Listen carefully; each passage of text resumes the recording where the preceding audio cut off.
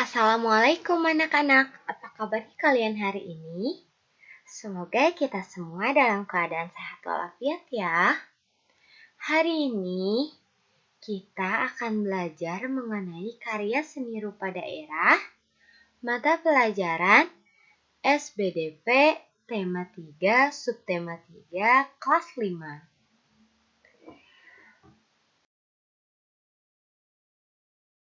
Ibu akan selalu mengingatkan kalian mengenai protokol kesehatan melalui 3M, yaitu memakai masker, mencuci tangan, dan menjaga jarak. Marilah kita berdoa terlebih dahulu. Bismillahirrohmanirrohim. Raditu billahi robba, wabil islami dina, wabi muhammadin nabiyya wa rasulah. Rabbi zidni ilman, warzuqni fahman. Alhamdulillah. Kita mulai belajarnya yuk.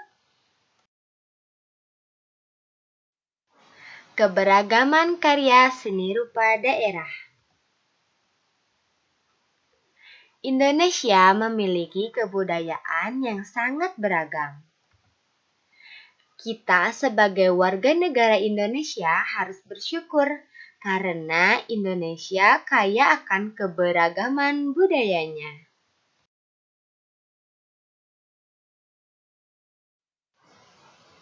Apa yang dimaksud dengan karya seni rupa? Apakah kalian tahu? Karya seni rupa adalah hasil karya ciptaan manusia, baik berbentuk 2 dimensi maupun 3 dimensi, yang memiliki nilai keindahan yang diwujudkan dalam bentuk rupa. Yang pertama yaitu seni rupa 2 dimensi. Karya seni rupa yang memiliki 2 ukuran atau sisi, yaitu panjang dan lebar saja. Contohnya seperti seni grafis, lukisan, dan ilustrasi. Selanjutnya, karya seni rupa 3 dimensi, yaitu karya seni rupa yang tidak hanya dibatasi oleh panjang dan lebar saja, tetapi dibatasi juga oleh kedalaman atau karya seni yang memiliki ruang. Contohnya seperti seni patung, seni keramik, dan seni anyaman. Selanjutnya, karya seni rupa setiap daerah memiliki ciri khas masing-masing. Yang pertama ada kerajinan batik.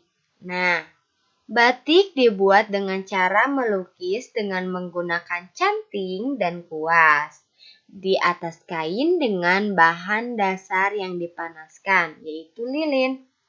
Nah, hasilnya ini dinamakan dengan batik tulis.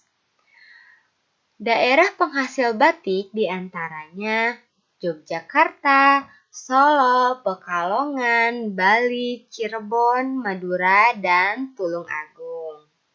Selanjutnya, kerajinan ukir.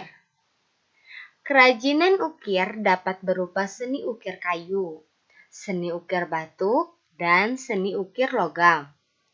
Daerah penghasil ukir diantaranya ada Jepara, Yogyakarta, Cirebon, Bali, Papua, Kalimantan, Madura, dan Sumatera. Kerajinan anyaman. Anyaman banyak kita jumpai, baik berupa benda pakai maupun benda hias. Terbuat dari bahan alami dan bahan sintetis. Bahan alami contohnya seperti bambu, rotan, dan janur. Sedangkan bahan sintesis contohnya seperti plastik, pita, dan kertas. Nah, daerah penghasil anyaman itu biasanya Bali, Kudus, Tasikmalaya, dan Tangerang. Selanjutnya adalah kerajinan topeng. Topeng merupakan hasil karya seni kerajinan yang bisa digunakan untuk keperluan perlengkapan tari dan hiasan. Umumnya dibuat dari bahan kayu. Nah, daerah penghasil topeng di antaranya ada Yogyakarta, Cirebon, Bali, Solo, Malang, dan Bandung. Selanjutnya yaitu kerajinan tenun. Tenun merupakan hasil kerajinan tradisional yang dibuat dengan teknik dan alat tenun yang khusus. Daerah penghasil tenun biasanya daerah Kalimantan, Nusa Tenggara Timur, Nusa Tenggara Barat, Lampung, Flores, Sulawesi, dan Palembang juga ya. Nah, sekarang ada kerajinan wayang. Wayang merupakan budaya asli Nusantara yang ceritanya asal dari Hindu-India. Ada wayang kulit yang terbuat dari kulit kerbau dan ada juga wayang golek terbuat dari kayu. Penghasil wayang biasanya ada di Bali, Yogyakarta, dan Solo. Selanjutnya ada kerajinan keramik. Keramik merupakan hasil karya seni kerajinan yang berbahan dasar dari tanah.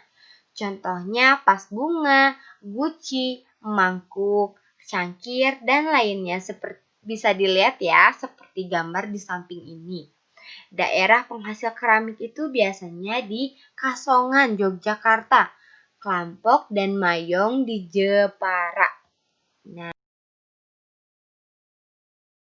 selanjutnya kita akan membahas seni rupa batik lebih dalam, oke? Boleh disimak dengan baik-baik anak-anak.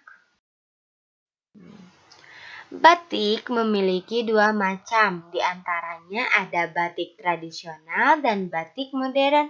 Lalu bagaimana cara membedakannya antara batik tradisional dengan batik modern? Bisa dilihat ya. Batik tradisional coraknya memiliki makna simbolis. Motifnya terkait oleh aturan. Umumnya bermotif ular, papagoda, geometri, serta barong. Dan warnanya juga cenderung gelap. Serta motif batik merupakan ciri khas daerah asal. Itu merupakan ciri-ciri dari batik tradisional ya. Selanjutnya, batik modern. Coraknya tidak memiliki makna simbolik. Motif bersifat bebas dan tidak terikat oleh aturan.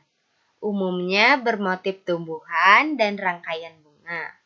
Dan warnanya cenderung bebas serta motif batik bukan merupakan ciri khas daerah asal.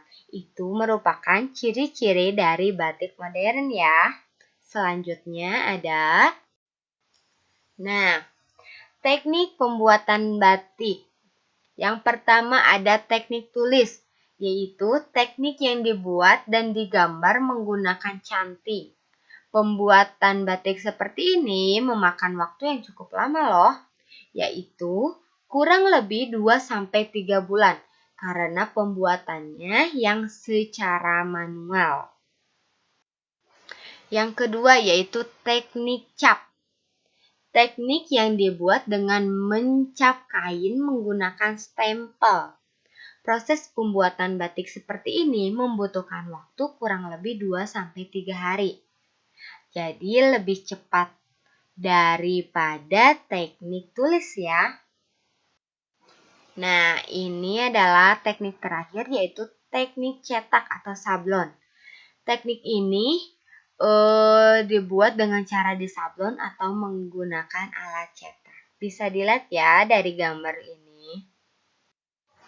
Selanjutnya ada macam-macam motif batik. Nusantara. Di setiap daerah memiliki motif yang dipengaruhi oleh kultur budaya setempat yang menjadi ciri khas daerah tersebut. Yang pertama ada batik Aceh. Motifnya ada bunga jempa dan pintu Aceh serta motif rencong juga ada ya. Yang kedua batik Jakarta. Biasanya itu motifnya Tugu Monas, motif Tanjidor, lalu ada motif ondel-ondel juga. Yang ketiga yaitu batik Cirebon. Ada motif Megamendung, ini motif yang paling populer. Nah, lalu batik Solo ada motif parang. Ini juga sering kita temui ya. Yang kelima yaitu batik Yogyakarta, ada motif ceplok grompol dan motif kawung. Nah, kalau kita bikin batik biasanya seperti ini ya kalau menggambar biasanya. Nah, yang keenam yaitu batik Pekalongan. Ada motif jamprang. 7. Batik Bali ada motif barong. Ini ciri khas dari Bali ya. Selanjutnya, kita membuat batik. Langkah pertama yaitu siapkan alat dan bahan. Buku gambar, kertas HPS, penggaris, alat tulis, dan pewarna. Yang kedua yaitu buatlah titik-titik pada buku gambar atau HPS dengan jarak 0,5 sampai 1 cm. Yang ketiga, tariklah garis pada titik-titik tersebut. Yang keempat yaitu buatlah motif batik yang diinginkan oleh kalian. Yang kelima, warnailah batikmu dengan rapi, oke? Nah, ini di samping kanannya ada contoh batik juga. Kalian bisa membuat batik sesuai kreasi kalian. Mengerti anak-anak? Selamat mengerjakan. Pastikan satu lembar kertas gambar tersebut dipenuhi oleh motif batik kalian ya. Dan warnailah dengan rapi. Semoga ilmu yang hari ini Ibu sampaikan dapat bermanfaat bagi kalian dan dapat diterima dengan baik, mudah dipahami. Terima kasih anak-anak. Assalamualaikum warahmatullahi wabarakatuh.